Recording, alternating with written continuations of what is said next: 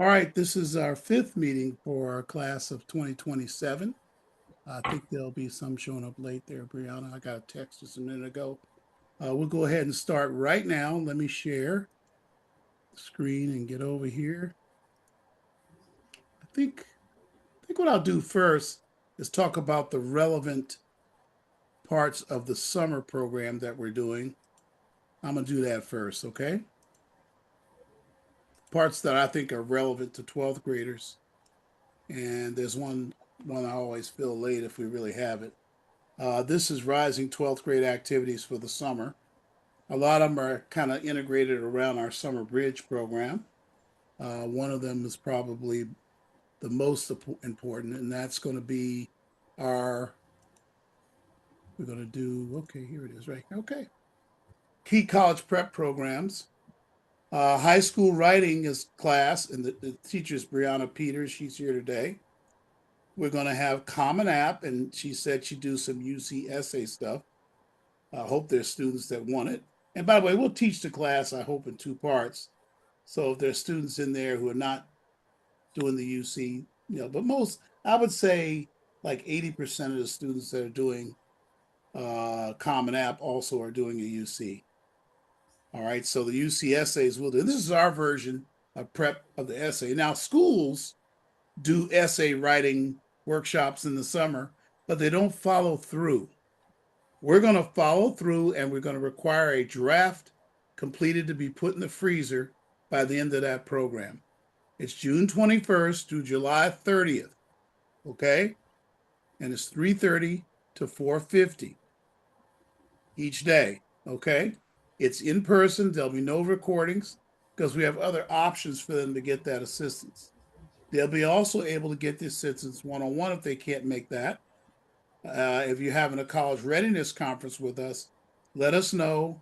And at that time, we'll schedule a sessions to do that. And we'll give you a very, very minor proposal for our coverage of that activity. Okay. Depending on how many colleges on the list, right? I mean, it would really depend on that. So that's how we plan to cover the essays. We think the Common App and UCSA should be done in the summer. We know there's competition because we know students are very busy in the summer. I've talked about that last week when we met. But start to think about how you're going to cover that requirement.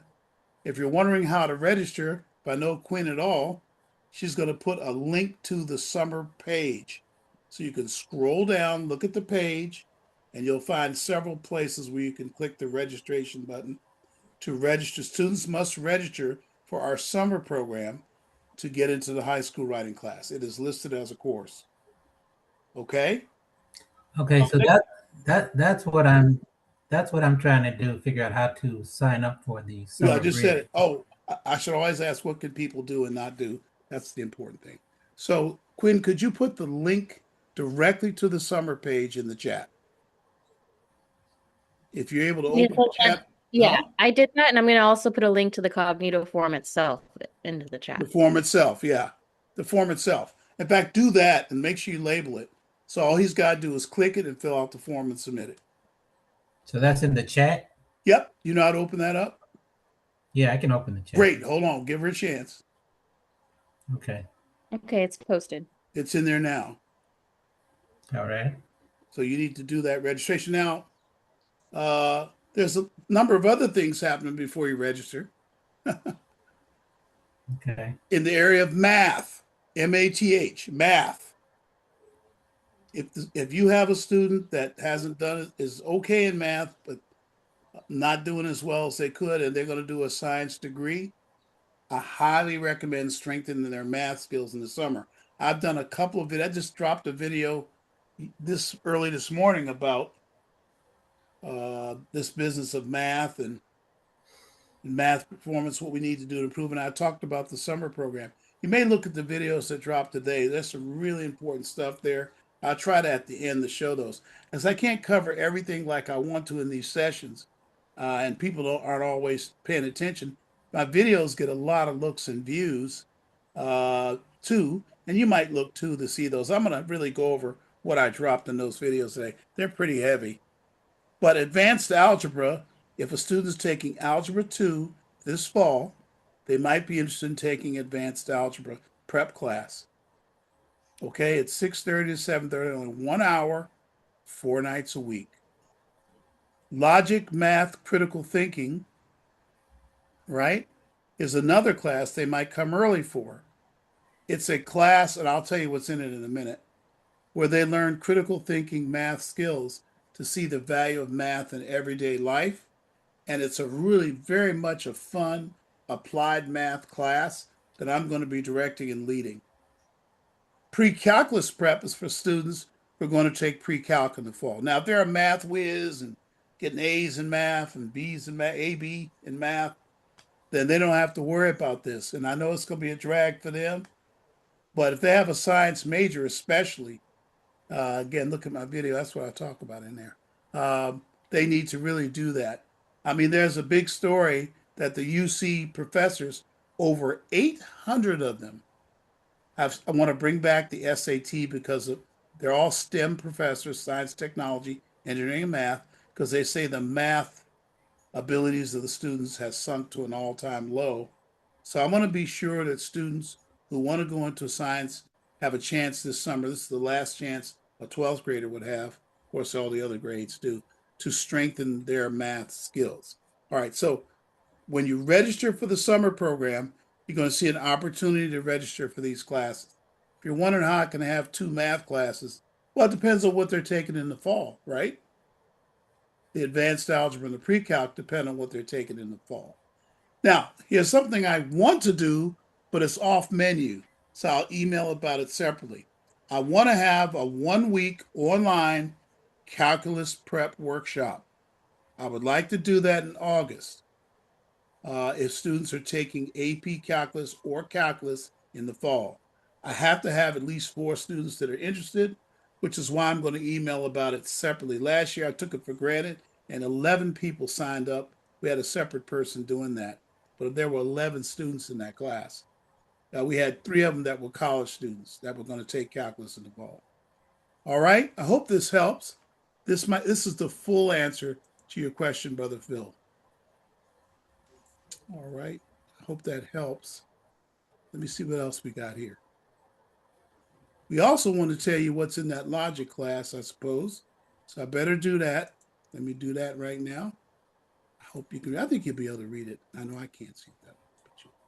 Okay, you'll be able to see. Well, again, we provide you with links to these documents also in the chat. You just pull them on your computer, look at them later.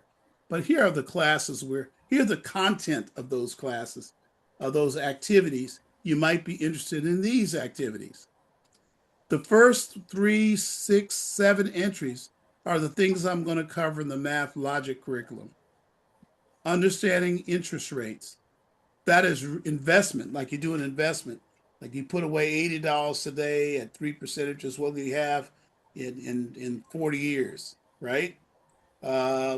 Students need to have an understanding of how investments work and how retirement works, because this might be the generation that does not have Social Security. This is a living example of how to apply math in everyday life. And I think it's important for them, the ones especially that don't really kind of like math, they've never been shown the importance of it. The second one is, I think any student that's going to have to take student loans out, especially when you see later today in about 40 minutes how loans work. It's very important for them to understand how the loans work with interest rates. What does the loan look like? We're going to talk a little about that today, especially for 12th graders. If you have a student that's not here, I would show them the video today for sure. You'll see why in about 40 minutes. I'm going to teach the kids how to play Pinochle. I deliberately picked a game they never heard of, but it is a game that's mental math, strategy, and critical thinking. Okay? And then I'm going to teach them how to use the AI for study. Not me, I have someone coming in. How to use AI for study. We got to confront this head on. They're using it. So why don't we teach them how to query it and use it for study? By the way, I find it to be a super good Bible study assistant. It takes deep dives for me all the time into topics. And we're going to teach the kids African math, which is Igbo, because it's mental math based on base 20.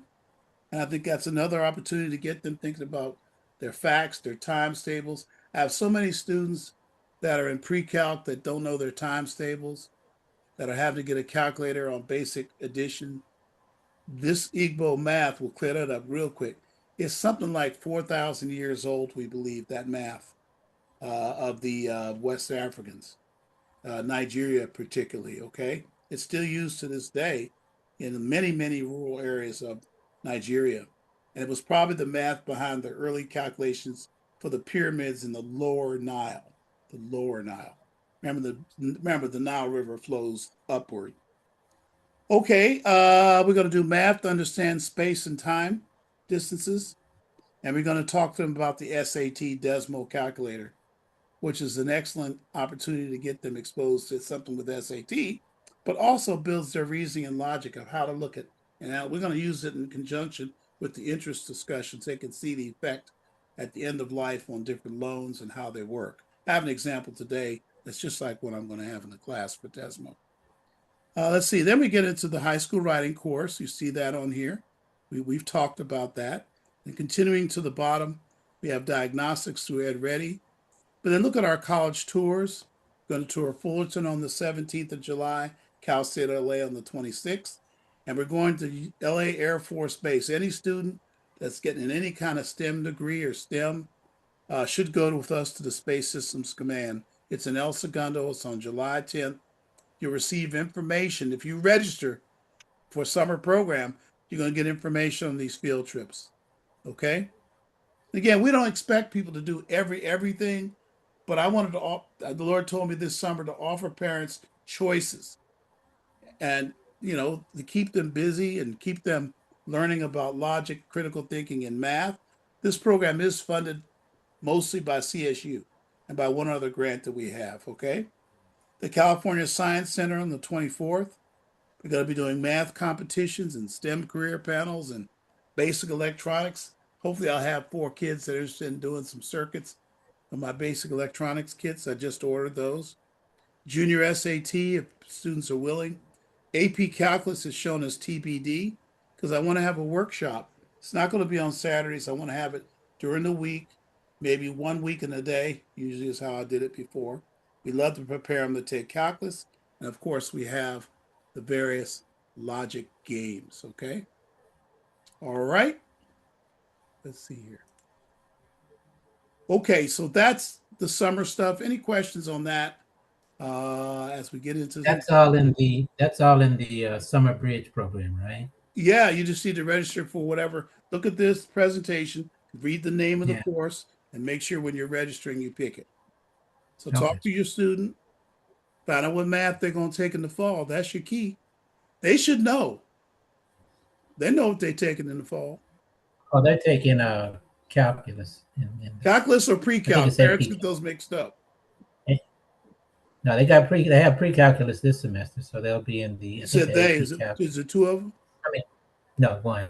Okay, so she takes. Just one. All right. So the question will be: does she need to do calc? How does she do in pre-calc? All that kind of stuff.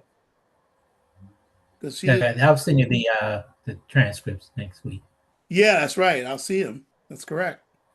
All right, let's get right into Yeah. the main presentation now so we can get this. Let me see if I can find that. I bet I can. Yeah, I can. It's right here. All right, let's get it. Let's get into that. Okay, here it is. All right, May 31st. This is our fifth session, like I said. You know how to stay in touch with us. I included it in every single one of my presentations. Some pieces of the day you saw last week, but I didn't have time to make the points I needed, so I'm including them again.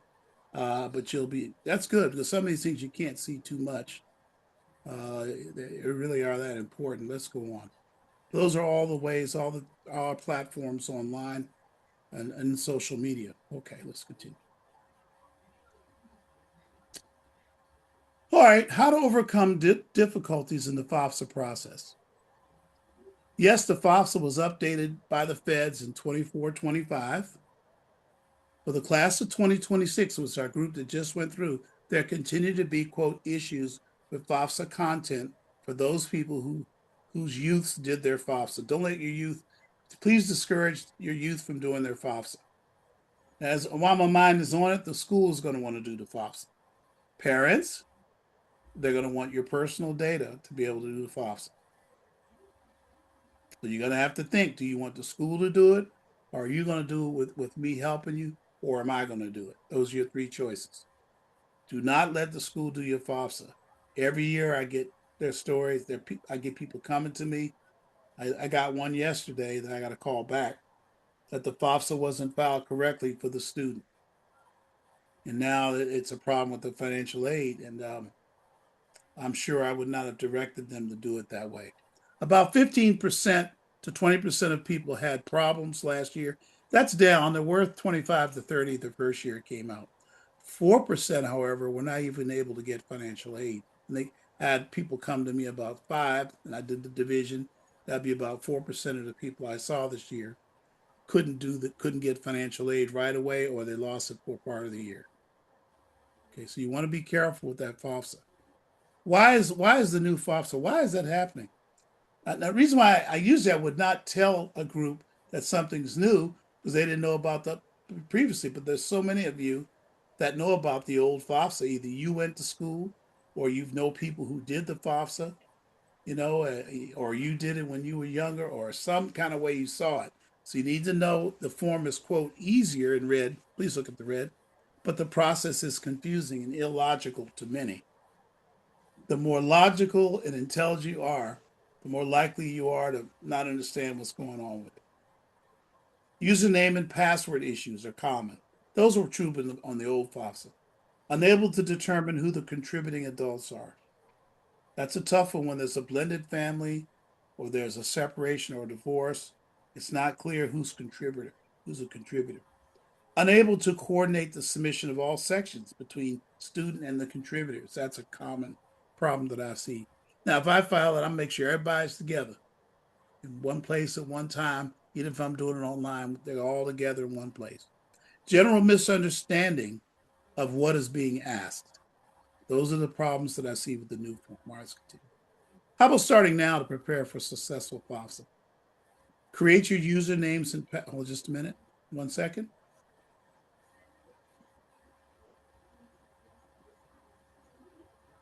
All righty, Quinn, can you hear me? Okay. Yes. Okay, good. There's a little drop out there for a minute, everybody. All right, create the FAFSA usernames and passwords. Why don't you do that? And again, if you're here for a student, their parents need to create usernames and passwords. Both parents, if both are in the house, one parent if one's in the house, and helpful, insightful, intelligent grandparents are not allowed unless the parents are not available. And that's a special circumstance. Okay. Create the FAFSA username and password for the youth. The youth need a username and password. Now in school, they might coach them and show them how to make that, but they may not. But for sure, the school's going to want you to sign a waiver if they can't do your FAFSA. That's because of a state law that was passed. You should sign the waiver and not be afraid. Important, please have a unique email address. And you might wonder why I'm saying that about waiving. You're going to have to send them all your personal information, your tax returns and everything, which they really don't need, but they don't know they don't need it. That's a clue. So I think I'm right about that. Important, please have a unique, listen to this, a unique email address and a unique cell number for each family person, one for the student, one for each parent. They all have to be unique. Parents, you cannot put your email address in for your child if you are using it on the FAFSA 2. It will confuse the system to no end. If you all three have cell numbers, a different cell for each person. It seems to go haywire. I know that in the past, when the students in high school, you sometimes put your email address. I see it all the time when we do SAT. We ask for the students about 20% of the time, the parent will put their email address in for the student too. And I can't really register them for Princeton review. I have to talk to them. But the same thing is true here with the FAFSA. It just messes the FAFSA up. Do not use your email address, cell number for your youth. I just talked about that. Be sure to listen to this. Be sure to use your name when you're setting up your username and password, exactly as it appears on your Social Security card when creating your FOFSA account. Like if you're known as Joan Smith, but then you separated or divorced and now you're Joan Allen, then you'd be Joan, and you changed your social security card, well, you're Joan Allen. But if you kept it the same, even though everybody knows you as Joan Allen, you're still the Joan Smith. Okay? It's what it is on the social security card. If you decide you want to change it now, don't do that. You need to wait through August, all this financial aid is done, and then you make the change. Okay? So when creating your FOFSA account, you're going to use the social security number as it. If you don't do that, it won't be able to create it. Okay. FOFSA stands for Free Application for Federal Student Aid. We're a nonprofit, so we just ask for a small donation to cover our foster kids who are doing FOFSAs. But there's no fee. It should be a free. It can be a free application. But there are companies out there that will promise you financial aid to file your FOFSA. There's one I'm thinking of right here in Long Beach. He'll charge you about $400. No, it shouldn't be $400. We charge, I think, $40. And ours is a fee. And if a person getting the Pell Grant, we don't charge them at all. FOFSA stands for Free Application for Federal Student. Okay. The FOFSA, listen to this. The FOFSA for the 2027 academic year is based on 2025 income. Again, if any questions, just speak right up. Okay, the first date for filing the 2025. You know what? This is wrong. For the 20. Deacon Wilson, Yes. can you repeat what you said about in the last screen? Because you went out and I didn't hear nothing about the FAFSA password, setting up the account, and you said something about don't let the school, but then after that, it went out. About the password. Yeah, I don't have it on the about slide, creating the but gotta password for say, the youth. you should, well, there's two different subjects. Okay. So I do not recommend, the school is going to ask you and make you get scared that they want to file the FOFSA for you. There's a state law where they have to offer to file it for you. And I'm suggesting that you should get a waiver and not let them do it. Unless you're going to let them get all your personal data and you trust them fully on the FOFSA. So that's one thing I said. Any questions on that, first of all? Yes? No, I was curious about what you said about the passwords. Okay, now we go to that, creating right? Because you said that, yeah. All right, I want to make sure I got both because you mentioned both. Okay. On the password, look at it again. Create usernames and passwords for both parents if both are in the house. If there's one, then just one. Create a FOFSA username and password for the youth. So in your house, there should be two of them. You may already have one. I don't know. Do you already have one? No, I don't have a. Okay, so each one of you needs to create a username and password. Okay, I'll be telling you where to go to do that in a minute. There's more details coming, okay? Create the FOFSA, hold on.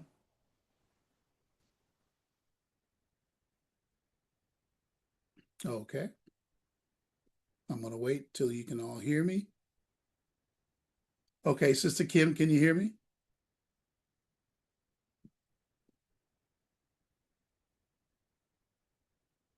Sister Kim, can you hear me? Quinn, can you hear me? Can anybody hear me?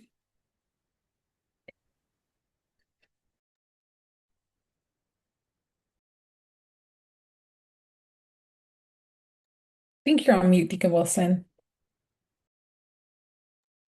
Okay, I'm back. Sister Kim, can you hear me? Yes, I can hear you now. When we go over that, I don't know what part we went out on, so I'm gonna repeat part of what I just said. You got the part about. That's okay.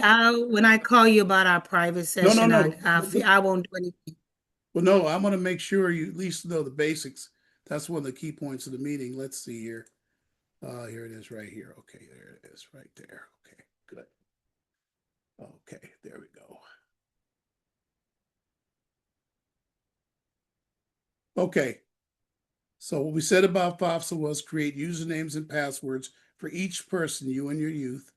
Please have a unique email address and cell number for each family member. So you shouldn't put your cell number in your daughter's FOFSA account. nor should you put your email address in your daughter's account. And she shouldn't put your stuff, you get the point, right? Everybody should have unique information in there. It causes all kind of problems if you don't. Okay, any questions on that? I think I got it. Thank you. good. Now, only thing I got to do is tell you how to do it. We're going to get that done. There is a mistake in here. The first date for filing the 2027-28 FAFSA, which is what I'm talking about here. But we're having all kind of internet problems. Hold on. All kind of net problems tonight. It should say here the 2027-28 FAFSA. The date to start is October 1st, 2026. So October 1st is when we can start filing FAFSAs. Now, everywhere in the media, they're going to make you think it's the due date. It is not the due date. The California state due date is actually March 2nd, and the first school's due dates show up usually December 15th. So they're going to try to scare you to death in your schools too, okay? It's not due on October 1st. And there's also not true the earlier you file, the more money you get. That is not true. If you file before the priority date, you get the most money you can get. And those dates are typically December 15th through March 2nd. You tell me the school, I can tell you the deadline. We recommended that all FAFSAs be filed, however, between the 1st and 31st. But why is that? To get it out of the way. The most selective private schools you're going to apply to require a financial aid document called the CSS profile. That's an additional financial aid document above and beyond the FAFSA. So if you're doing any selective private schools, that document will probably be required. The 27-28 profile process will probably require information on the divorced or separated. I say will probably now, because it used to be only a few schools did this, but now most of the CSS profile schools, if you're a divorced person or separated, they're going to want the information on the other parent or some kind of a waiver for a reason. And by the way, I just learned some schools don't accept waivers. Like USC does not accept a waiver. They want that information. They want to be able to go to that other parent and find out what their financial situation is. The FAFSA only requires information on one parent, the FAFSA. When you get to the CS profile, it's going to want the non-custodial parent. Is that clear? Anybody who's seeing this video, if it's not clear, you should get a hold of me. I can probably this is one you go offline on, Sister Kim. The FAFSA is not Okay. Yeah, sure, it's private, right? The FAFSA is not user friendly. It's highly likely you'll make a mistake if it's your first time. Usually, the mistake is not critical, but sometimes it is. Here's what you'll need to file the FAFSA. The FAFSA username and password for youth and parent, repeating that, federal tax return, and you go to www.fafsa.ed.gov. By the way, that's also where you go, also fafsa.gov will work. That's where you go to create your username and password too. Okay, that's where you go to do that as well. You go there, it'll ask you for login, it'll say below, click here if you need to create an account. Mistakes on the FAFSA also happen in the follow-up phase after you filed. When the colleges ask questions or you think you need to make a change, you might go on there. Be careful. Please, no youth should file their own FAFSA as a first-year student. Do not have a commercial service file your student's FAFSA, right? They're going to charge you a lot of money. Important tips when creating the password. Student and parent have to create it. It should use their names as they appear on the Social Security card, not necessarily the ID or how you are known, okay? Be careful about that. Watch out for assumed names after divorce. The name may be hyphenated after marriage or still the one prior to marriage. It goes on the Social Security card. What does it say? When making the FAFSA username, keep it simple. Don't do some of that. Don't take a weird one, because people like me might have to file it for you. We have trouble typing it. Our format recommendations: for your username, use your first initial, your last name, and 4 numbers. That would be perfect, right? The FAFSA password: 4 letters, 1 capitalized, 4 numbers, and 1 special character. This is the advice on when you're creating it, okay? And again, you have a copy of the presentation. Just have it handy on your screen when you're creating. This is a good homework assignment for tonight or tomorrow. I would get this out of the way early in the process. College scholarships. Let's talk about scholarships. We're almost at the midway point. We're getting it done here. College scholarship types. Third-party scholarships are a possibility. This is free money. Okay, here we go. Let me go up here. Given by organizations, usually, directly to the college for the direct college costs. Your daughter or son gets a scholarship and you find out they want to send it to the school. That's called a scholarship. Hold on, let's wait.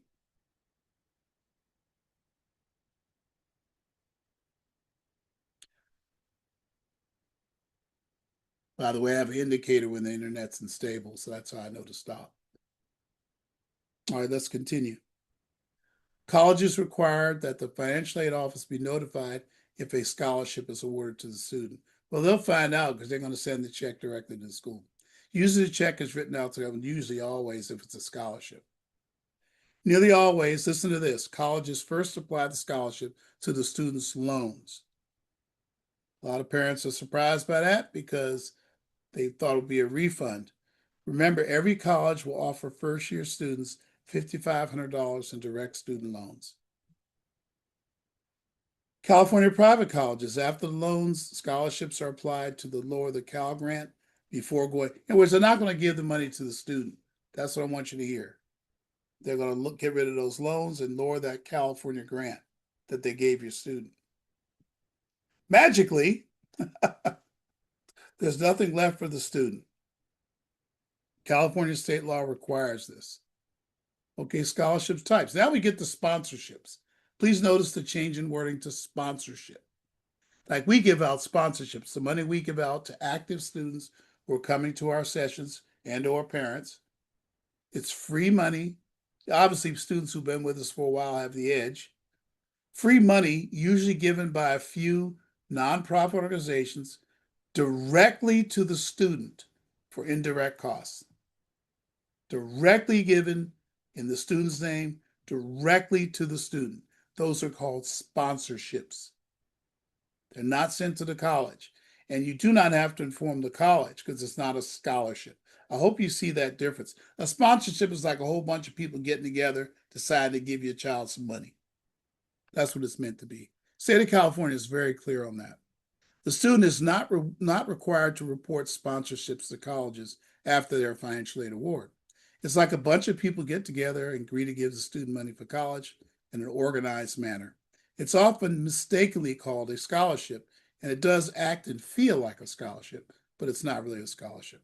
West Angeles has sponsorship fund. We have a sponsorship fund for church members and for active high GPA, regularly attending non-church member program participants. Well, that was quite a mouthful. So that's what we do. What else we got here? Oh, I gotta click it, right? Okay, then you have institutional need-based grants. This is free money given by colleges to themselves. It's the self-lowering of the cost. Really, dollars do not change hands. If you get a $25,000 scholarship to USC, you never see that money. Accounting-wise, they just reduce the cost of the education by the $25,000. So you really don't get that in your hand. Each year in college, financial aid need is reassessed from FAFSA, and need-based grants will go up or down. So you may get a bunch of money in need-based this year, but then when you go out and make more money next year, the next year will go down, right? The merit award stays the same for the 4 years usually, as long as the student requalifies with the proper GPA. There's a lot more to be said. I'll say it now. A lot of times they'll get a scholarship because they were 3.5 or above or whatever. But then they do well in college, like 3.2 or 3.1, but they can't keep their scholarship because they're not 3.5. That happens a lot. That happens, I'd say, about 30% of the time. For CSU and UC, need-based grants, MBG is need-based grants, are Cal grants, university grants, and Pell grants for incomes less than $48,000. I think that's more like $55,000 now. For 3 family members, you get some sort of Cal grant or university grant. Those are need-based grants. Some private college universities also award need-based grants. However, HBCUs, for the most part, they do not offer need-based grants. Majority schools definitely do. Students as high as, like for some schools like GW, if your family makes $175,000 or less, they'll get some kind of need-based grant. Does not happen with HBCU. It does not. Both HBCUs and predominantly white institutions do award federal Pell Grants to a maximum of $6,495. Okay, I think it's going up to $7,395. I've heard it being pushed around. It may go up.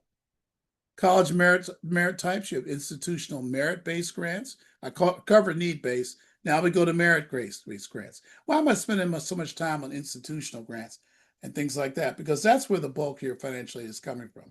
The grants you get from third parties are not significantly large. There are a few of them that are, but they're very rarely awarded.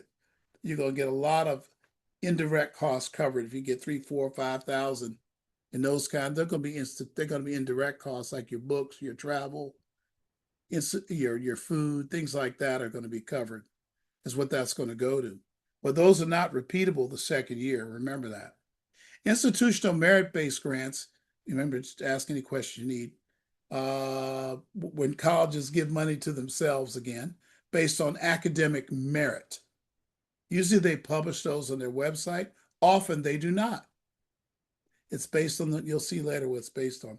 It lowers the direct college costs. Dollars do not change hands. Some colleges, like Western Public Colleges, SBU, Seattle Pacific, and Grand Canyon University, are easier to get scholarships than other colleges. I think about black schools, like Virginia State, Norfolk State, some of those directional schools. There are some easy to get merit awards for those black schools. Keep that in mind. We'll say more about that later. Hardest to get is private colleges, including HBCUs and also the UCs. They do offer merit awards, but for super high GPAs are the best awards. But you might be a great student and get into those schools, but getting the award is a whole different matter. And of course, again, academic merit-based guidelines for academic awards on the website, but often based on the number of applicants, right? Here's a good bullet. Western Undergraduate Exchange Grants, called WUI, are free money given by certain Western public universities and are a way for good to high GPA students to get very, very affordable colleges. Now, it does not apply to Arizona and Arizona State, before you ask. They have no problem getting California students. They're not going to lower anything. Oregon State, they ain't doing it. Washington State, are you kidding? They won't do it. Nevada's divided. Nevada, Reno will do it, but UNLV, no need to do it. Plenty of California students coming. They have no need to lower the cost for those students. And they do it to our students too, so it's no big deal. However, schools like Boise State, some of the Colorado State universities, the New Mexico colleges, some of the Texas schools, there are awards for merit that are easier to get and make the school very affordable. Unfortunately, those are the schools that usually our kids don't want to go to. But the longer they can keep an open mind, the better. I have a lot of students that have gone to Boise State, including my daughter, who are doing great in life. Got 4 young men up there that went 2 years ago that are slaying. One just got appointed to a key position in the student government. And he's not paying much for school.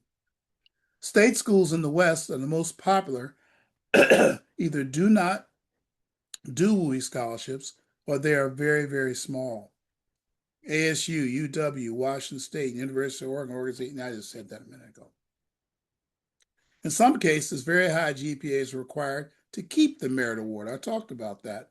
Factor that into your high school. They say, here's a $30,000 merit award. Read the fine print. What do you need to do to keep that scholarship? Let me message my wife to send me back a bottle of water here.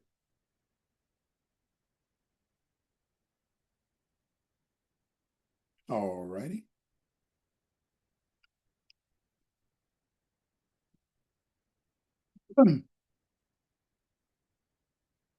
All right, okay. So factor that into your college selection.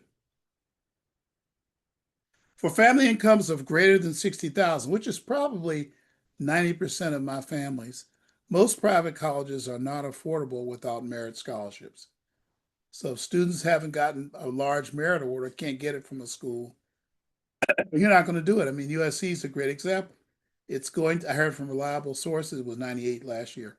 It's going to be over $100,000 this year, per year. You really need to get a $60,000 or $70,000 merit award. The problem is their highest merit award will probably be 50,000. So the other 50 per year is what you're looking at. And I'll tell you what that means as far as loans. Students, you get the school you want. Any student seeing this, you get the school that you earn and want, not the one you want. A lot of people think students should get the school of their choice. Man, after doing this for 30 years, I do not believe that. I believe they should earn everything they get. They should understand what things cost and understand what the return on investment is. And I'll talk about that today. We'll probably get to it. Nearly all third-party scholarships. Got a response back. Hold on. Can't believe I didn't bring a bottle of water back here. Okay. There it is.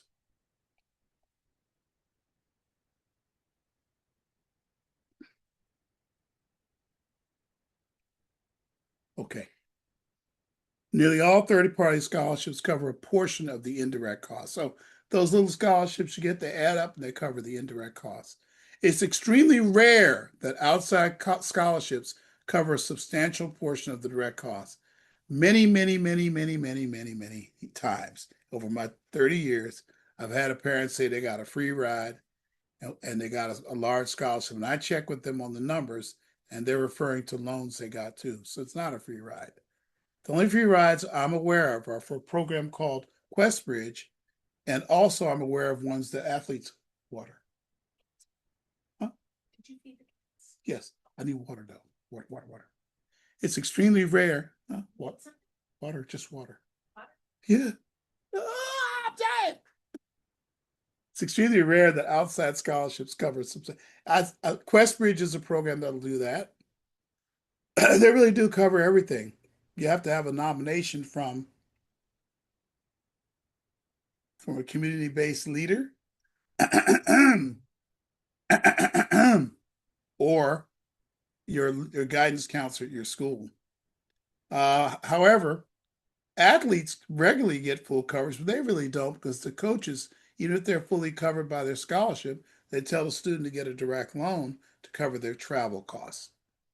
So when people say they got a free ride, you find out it's tuition only or you find things out. Many who claim they're getting funded by a lot of third-party scholarships are really getting large merit scholarship from the school and a lot of need-based funds from the school. People use the term scholarship and financial aid interchangeably all the time. I hear that all the time.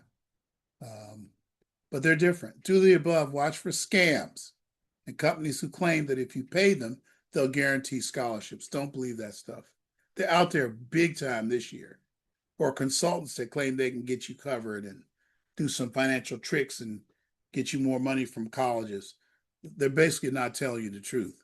Please do not pay for scholarships. The best way to afford college is to pick one that is affordable, from jump-go. That's affordable. I'm just dehydrated. Oh, it's tea. Thank you. Boy, I asked for water. I got tea. What kind of world do we have? I love it. Okay, the best way to afford college is to pick one that is affordable and cost sustainable in the first place. That's why our college readiness conference is important.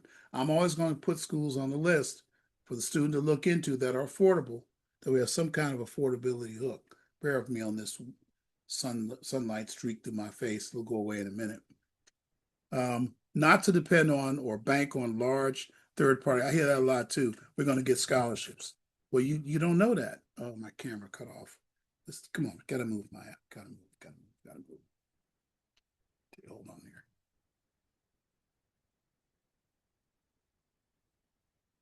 I'll just keep going until I figure out why it went out. Go ahead, Maya. Cat did something over here. Okay, all right. Okay. The things we do to send the YouTube link, Quinn, to the YouTube channel. I thought I sent it once out, but go ahead and send it out there. Quinn, can you hear me? Okay, it's in there. I'll send it Yeah, again. put it in there right Mhm. away. Brother Phil's asking for that. Send the link directly to the channel. Okay, there it is, right there in the chat. And once you open it up, just click subscribe. So when we drop, you'll see it. You'll see the videos. Now I'm gonna try get my video back up again. Okay. Okay.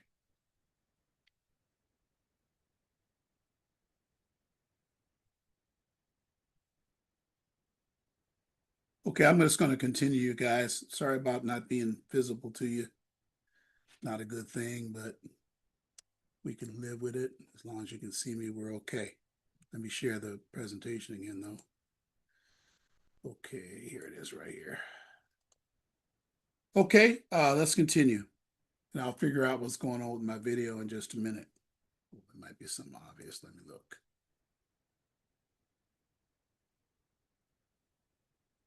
Okay. Okay, good. Okay, let's go on. Our viewpoint on scholarship: students should apply for scholarships for sure, but they're a bit overrated given what parents hope and expect they will do. Don't put over expectations on those scholarships. Just you got to have a plan without them, and I'll tell you about how loans work in a minute. Direct costs are the major college cost. 80% of the cost is in direct costs, meaning tuition, room, and board. Typical scholarship is $500 to $1,000. High ones run $1,500 to $2,000. Okay? Conclusion: third-party scholarships are great for indirect costs, travel, technology, personal expenses, books. Not so good for direct costs, tuition, room, and board.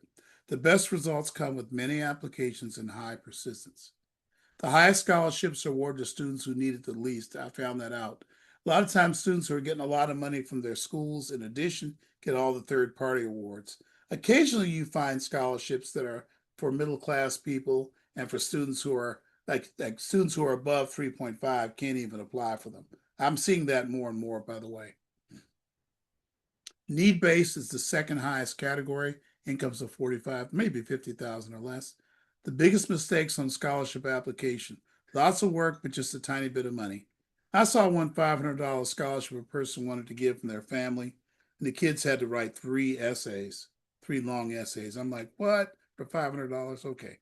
Very general recommendation, to which you'll say, at least it's something. I know, but for that kind of work, you should look at other scholarships that are probably a little higher before you do that one. Very general recommendation letters, to whom it may concern. Man, when I'm on scholarship committees, I see that. That's why when I do a recommendation, I'll write it to a specific person. Applying for scholarships due to the amount, with no regard for if the student meets the qualifications. When you hear how, for example, Gates Millennial Awards work, you'll want one from your for your student. But if you make more than $50,000 and don't not getting a Pell Grant, they're not a candidate for that award. They're not a Pell Grant candidate at that point, okay? They're just not. And I'm going to see about this. See how we're doing with video here.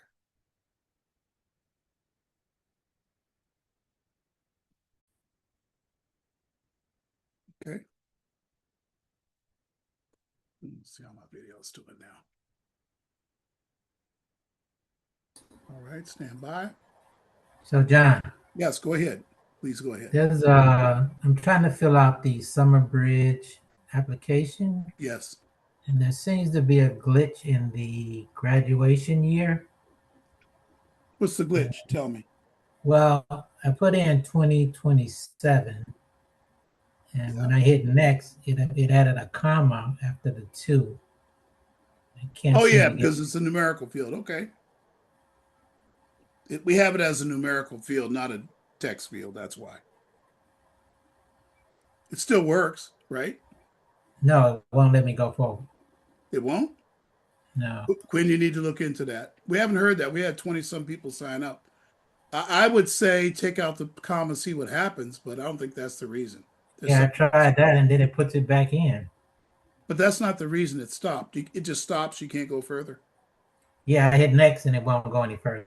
It goes back to the 20 comma Put in 02. 2026, see what happens. No, put in Okay. 2028, see what happens. Same thing. Okay, Quinn, we need to look into that. I don't know why we were able to get. Oh, what if you just don't do it? Won't let me go. Okay, Quinn, you hear it. Take care of it. We'll look into it. I'm glad Yeah, I'm so hearing that. that Glad field I'm is hearing that important. because we do have a bunch of people have signed up. So I got Okay. to understand why that's happening. All right, we'll continue here. Not a biggie. We'll fix it. There's plenty of time. The class is not full. Okay? Plenty of time. We'll get it. It starts at the end of the month anyway, so we're fine. We'll get it. All right, let's continue. Let's see. I got my video back. That's good news. Goodness gracious, I don't know what happened there. And then, of course, late applications is a problem in the FOPSA in the scholarship process as well. It seems to be something that occurs over and over again. You might miss an email and can't get in. I had a scholarship that a certain organization in the city was going to give to two of my students. And out of the four applicants who applied, two of them missed the deadline. These are pretty large scholarships, too, that were uniquely going to be given to my students. So we got to be careful about that. Got to make sure you make the due dates. How to find a scholarship. We're not a scholarship search organization, but you should go to our website. We have a scholarship drop down. If you go along the top, you'll find it. We do have scholarships. We don't have them now because this is not the scholarship season. People will tell you start applying now. That is not accurate. The scholarship season for 2020. If you go in there now, you see this year's scholarships, right? These students. Your season begins at the end of the year. There's a short period, November, December. Then there's a longer period from March to July of next year. Check your source. You can start making a list. Check your sources. Ask parents and others. Search company websites, utilities, for example. Use Google. Yeah, at Southern California Edison has one. Use Google. Yep, the list literally changes every time you search. College scholarships 2026, college company scholarships, the company that you look those up. Just use Google. I would use Gemini too. Just use the Gemini AI. It's really good too.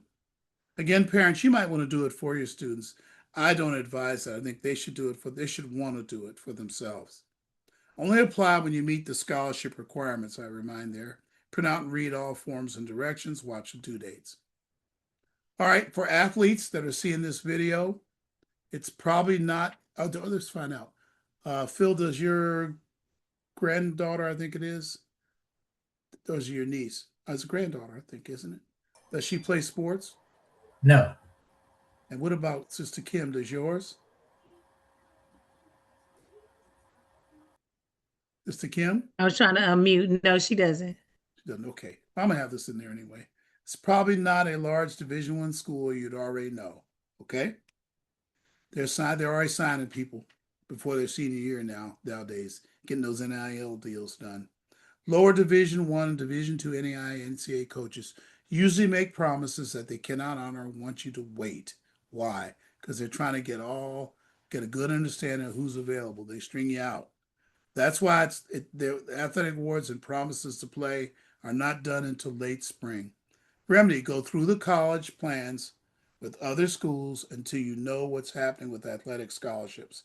I've had students waiting all summer to hear, and then they end up kind of nowhere when they get to August. I get calls like that all the time. Don't believe these athletic promises. Beware of accepting athletic scholarships from small, remote colleges without visiting them. This usually can happen in the summer after the youth is already set to go somewhere else. Now here comes that small school trying to bring them in. Here's some interesting data on the probability of competing on a sports team if you played in high school. Look at the percentages; they're very low. It's look at Division I, 1%, 1%, Division III, and these are kids that played in high school. It's just that simple level change is very different, and a lot of kids can't make that transition. can't get through the tryouts in summer for it, and sometimes very frustrating. It happened to my son a little bit. A little bit. He got a scholarship to go to Biola, but he didn't want to stay because they weren't going to play him. They wanted him to redshirt. So that kind of got him transferring around to find somewhere. It never happened. But now he's doing great in life. Here, the probabilities of competing in professional sports once you get to that college team. Remember, you got to always get to the college team. So a lot of them want to play pro one day. I get a lot of that. But look at these percentages, parents. Over in the right column, percent NCAA to pro, very low. Remember, you already had a cut down to go play in college, and you have a further cut down when you get to college. So it's probably most likely, I think it ends up being 1 in 3,500 chance that if you're in a sport that you'll get a chance to play in the pros. That's the cumulative 1 in 3,500. So it's not common at all. I've only had 2 in all my years, 23 years. One of them got injured and one went into problems in college. How can we help? We can do recommendations. You have to be someone that's regular in the program that we get to know. Like if we help them with their application, we'll have to get to know them, right? Someone who knows you personally is better if we're not in that category. I have people now asking me to do their recommendations and I just don't know them. I just can't, I should not do that. I need the recommendation request 2 weeks in advance. Gates Millennium, I won't do it unless you meet both the income and the GPA requirement on the Gates Millennium Award, okay? That's a 600 to 800 word essay about you that I have to write. And if I'm going to do that, I'm going to make sure the requirements are met.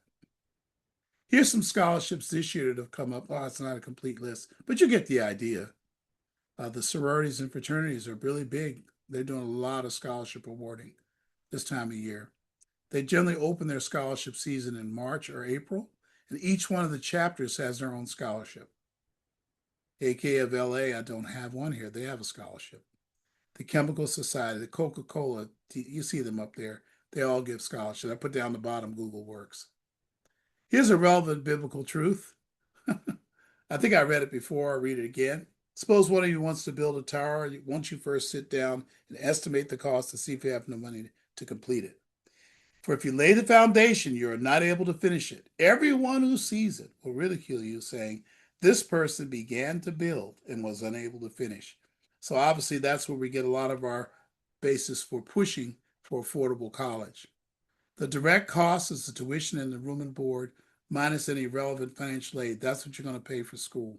I don't include work study or the parent loans. I'll explain why later. Here's a typical financial aid award. This is the way they'll look. Obviously, I'm going to do this part of the presentation again in April, actually out there in March, and it'll look totally different to you. But this is the way they look. And you can see this person could say they got a free ride, right? Look at the bottom. The cost is $87,100. The total financial aid is $87,100. A lot of times people will tell you they got a free ride. I'm telling you, I've seen this. Well, not quite true because there are loans. There's a parent loan of $7,600, not terribly high though. And there are student loans of $5,500. Yeah, so you can see that this is not a free ride at all. Although it's a pretty good award for a selective private university, the ABC University must be private because it's $87,000, which is considered for a selective private college a fire sale. Most of them are $90,000 to $100,000. Here's another award situation here. Again, look at that in the red. There's a parent loan for $42,600. So this is not a free ride. And sometimes you take one look at it, you think it is, because the financial aid is $87,100 and tuition fees, room and board is $87,100. Okay. So here's some as we've closed out, here's some things here for you. The federal direct student loans are loans made directly by the Department of Education to the student. You can read through this on your own. A cosigner is not required. There's no credit check. It is an assumption. It's automatically for every student. They'll get it to go to college, and the colleges know they're getting it, and they factor that into their financial aid awards. They have competitive fixed interest rates, very flexible term and repayment provisions. The amount that undergraduate students, this is not the loan that's causing trouble. This loan, when students come out of school, look at the bottom. It's $5,500 for the first year, $6,500 for the second, $7,500 for years 3 through 5. It'll be about $22,000 or about $290 a month. They pay it for 3.5 years. They can really get forgiven easy. That's still a provision in it. It's not. This is not the loan that kills students. In fact, I think they should do it so they can have some skin in the game. If they come out of school and can't make the $300 a month, that's significantly unusual. More college loan definitions. Additional alternate student loans are now in play. Not on every school, but if the money is needed. It's not a federal loan. These loans have high negotiable interest rates and deferment and repayment provisions. The cosigner is required each year. Usually be a parent, right? And right away, I know you're thinking, we're just not going to do that. Well, let's take a look. The amount, if approved, the maximum is up to the remaining total school costs. So you can get it up to the remaining costs for the school. It pays for tuition, room and board, all other costs. In case you're wondering, we didn't have these until last year. Until last year, the parent loan covered everything, and the parents took all the debt. But now, with the recent changes, the students have to assume some of the debt. If they pick a school that's expensive, right? Or not affordable. All right. Let's see here. John, Yes, go right ahead. do you have a session where you sit down with the students and go over this whole loan process? There's 4 ways they'll see it. Now, if they're not in any of these 4 areas, they won't see it, right?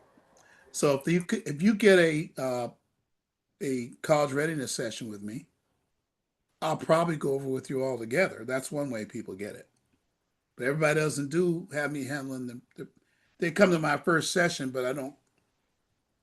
Students, for whatever reason, don't want to have me help them all the way, so I don't get to help them. But those who do, they get to hear it from me as I'm handling their case, as it were, right?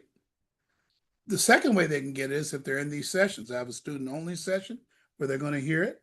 They'll have this video if you show it to them, where they'll hear it. There's a lot of opportunities in my program here. The other way is I'm going to have an affordability workshop in October, the same day at the Christian College Fair. More on that later. That's another time where they'll hear it. Okay?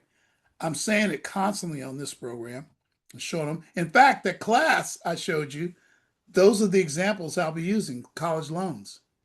In the class I'm doing called Logic and Math during the summer, that's also where it will come up. My examples will be based on student loans and their percentage interest rates.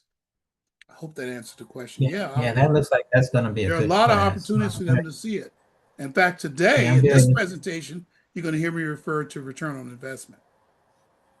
Yeah, which is I'm interested in that one for sure. Mm-hmm. Then we have the parent loan. The new rules are it's $20,000 a year to a maximum of $65,000. The 4 years of college, that's the most the parent loan can be.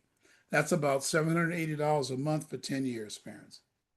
You could pay it off sooner. I did that with my parent loan. My daughter was way smaller. It was only about $6,000. And I paid most of it with a bonus I had from aerospace. But this is the way the parent loan worked. Used to be the parent loan was unlimited, but now it's limited, but in the new rules. Parents must pass a credit check each year. Currently, it's 8.94%. I hear it's going to go down to 8.2, but it's going to be high. And for 26-27, payments can be deferred until student graduation. Listen closely. This is in red for a reason. The return to private additional alternate loans for students is huge.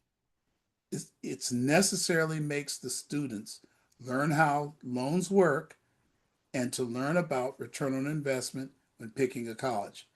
I suspect I'll be talking about this also in videos. Whenever I have my student session, I'll say it again. Probably have a student session 2 this year, probably one in October, one in February. So they'll hear about it. Return on investment, though, is what they need to learn about. Most students are terribly financially illiterate to the concept of return on investment. And I try to make them literate on it lately here.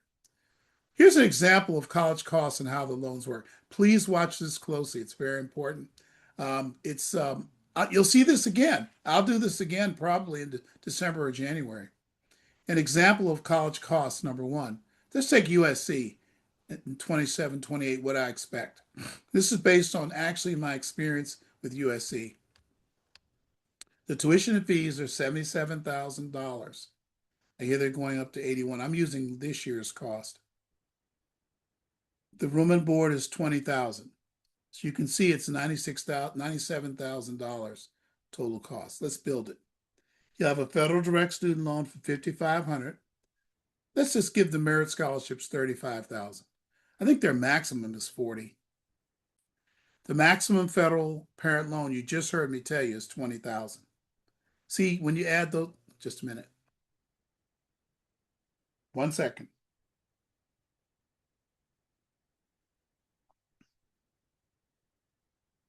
Okay, Quinn, can you hear me? Yes. Good. Just came back, right? You can see if you add up these numbers, 20, 35, and 5,500, it does not equal 97,000. So you're probably wondering how that's going to be paid. Either you can pay it in cash, or you just go out and get some kind of loan at high interest, or the student gets an alternate private loan at a slightly lower interest. The gap cost is $36,500. That's going to be a student alternative loan per year of $36,000. Used to be the parent would have a $56,000 parent loan. There are a lot of people walking around with, I get the call every year, parents who owe. In fact, I'm going to do a video on it this week because they got to do something by July 1st to deal with it. Boy, Brianna, you should remind me to do that, would you? I got so many parents out there that have $200,000 and $300,000 parent loans they can't pay anymore.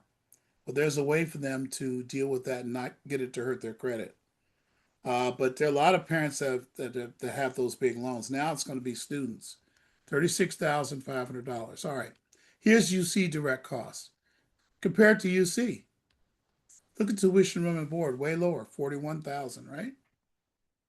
So, you have a hard time telling me that UCLA, which is 41,000, and USC, which is close to 100,000, you're going to tell me that UC is half as good as USC? Yeah, I don't think so. I think they're all in the same ballpark. They're both research schools. Grant scholarships are 5,000. The direct student loan is 5,500. The maximum parent loan is 20,000. That 5,000 is very realistic for UC. I'm seeing in between 5 and 10,000 merit awards this year. The alternative student loan for that school would only be $10,500. To which you might say, I'm co-signing it, or I'm just going to do it. Well, you got to co-sign it anyway. You might just pick that up yourself through some kind of commercial loan. I don't know. But it's certainly a lot less than $36,500. Let's look at CSU or a school or a Western state school like Boise State, Nevada, Reno, Colorado State. You'll see how that works. Let's see how much loan the student has to take out for that school. These are additional loans to the as you saw through the federal loan, right? Tuition and fees are $8,900. That's the average. The room and board is $19,000. Okay. That's a total cost average of about $27,900. So you got your federal direct student loan. Notice I always have that. The grants and scholarships. The maximum parent loan is $20,000, right? And the student alternative private loan is none. There is no student alternative private loan. So I believe that CSUs, California State Universities, which there's 22, and Boise State and other Western state schools, and I think an occasional state black college back east, there'll be no gap cost. And that's something to think about. So those schools will have a great return on investment, right? From the student standpoint. There's only the federal direct student loan. Here's another one for Howard University. Some people ask about Howard. It's $37,000 in tuition and fees. It's $20,000 room and board. This is very similar to Spelman too, by the way, and probably a little lower than it's in the same ballpark as Hampton. Federal direct student loan is $5,500. Merit scholarships, I'm going to say $15,000, which is, a good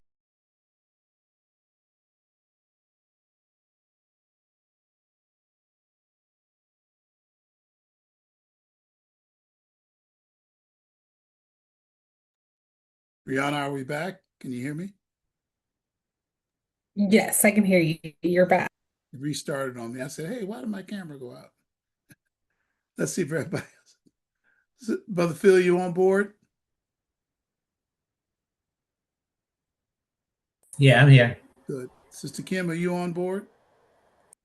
Yes, I'm here. Good. Okay. It's just a restart, I guess.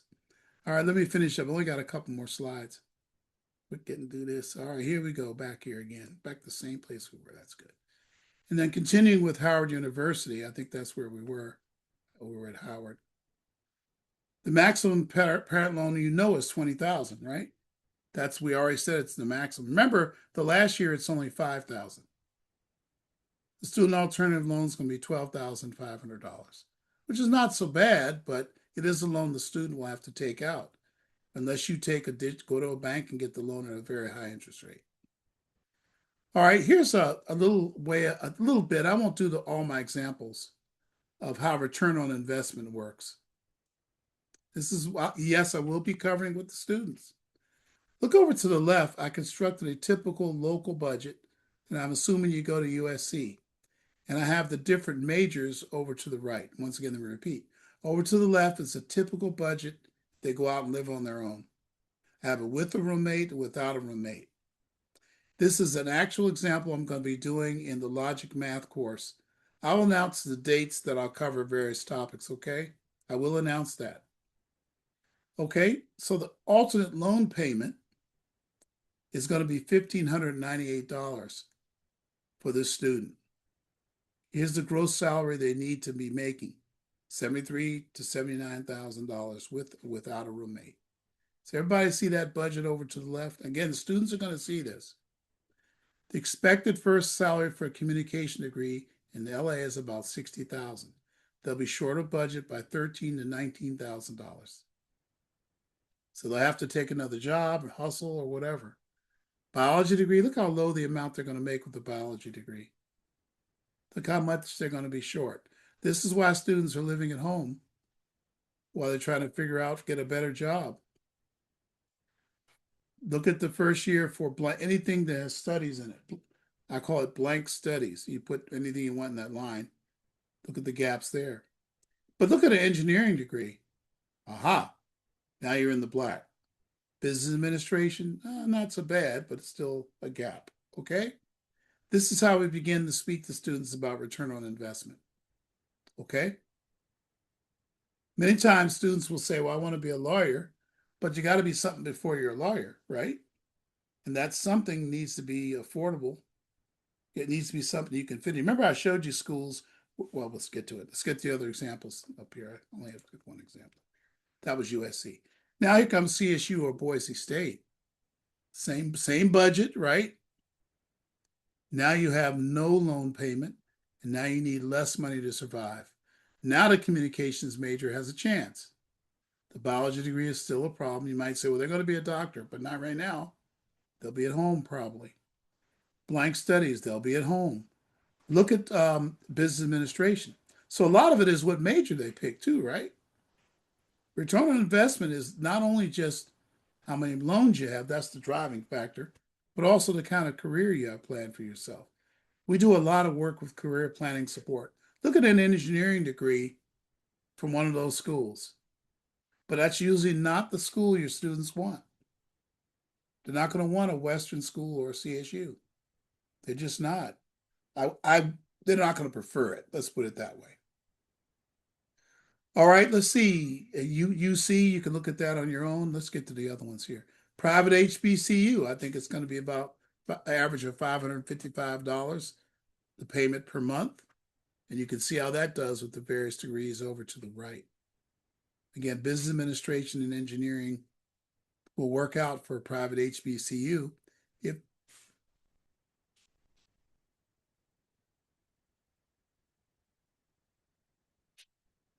okay. Okay, so there's my example with a private HBCU. Okay, you can see that over here to the left in the pink, $555 per month. Over to the right, you can see there are something in the black. Engineering, business administration, communications, you're going to be okay. Okay, you're going to be able to start your life. If you got a high enough merit award going in, it's going to be okay. All right. All right. This is probably the last slide. Again, we're going to have a lot of discussion of this in that class because I want them to know how loans work. Over to the left is a table which shows for each year of 10 years of a loan they would take out called an alternate loan, the ones we were talking about. The interest is paid early in the loan. Notice each year it goes down. But in the very beginning of the loan, they're paying $5,000 in interest the first year. Only $4,400 goes to principal. Then we continue on down, right? 46 the second year, 42, 38. Then in the 10th year, you'll see they only pay just under 400 in interest. You can see the balance they pay it off. Over here to the right is a graph of that, right? The top graph that's going down right here, that top one that's at the top there, all right? This is just trying to show the interest is falling as they go through the loan, right? The orange area is the payments. So most of it's interest until the 8th year. I may about the 7th year it gets better. And then you start putting money to principal, right? So you can see that we need to teach our students the effect of interest rates and the effect of the balances on these loans, right? It started at 60,576 clearly. And here's the first year, the second year, the third year, etc. Okay? All right, I think that's, oh yeah, that's right. Here's the loan tables for the plus and the alternate loan. I labeled the maximum parent loan of 65,000. It's about 789 per month. The important recommendations, this is the last view graph. Important recommendations for highest return on investment. High return on investment will allow college grads to leave home and not stay with family. STEM degrees have the greatest return on investment, but are very rigorous. Name schools usually have lower return on investment, unfortunately. You'd think that there will be the ones that wouldn't. Private colleges have very low return on investment in general, especially with liberal arts majors, right? And some communication degrees. Here are the highest, listen to this, here are the highest return on investment colleges. Traditionally Black state colleges like Norfolk State, Virginia State, Morgan State, they're going to be a high return on investment. CSUs and UCs, public universities in your home state. If you're watching this video and you're in another state, the public universities in your home state have a great return on investment. Some Western public universities are very good. I mentioned Boise State. We are visiting Boise this year. We'll be getting to that. A great engineering school, great tech school, and great business school. And a lot of our students have gone there, over 45, including my daughter, have gone there. They've gone and had great, only one student ever stopped out of Boise State. And that was because, she got pregnant. Some Protestant Christian colleges are very good, which is why I do the Christian College Fair at our church every year. They're a great return on investment. All right. I feel like I gave it all up. That concludes the presentation. And watch me, Quinn. I'm going to show how smart I am, okay?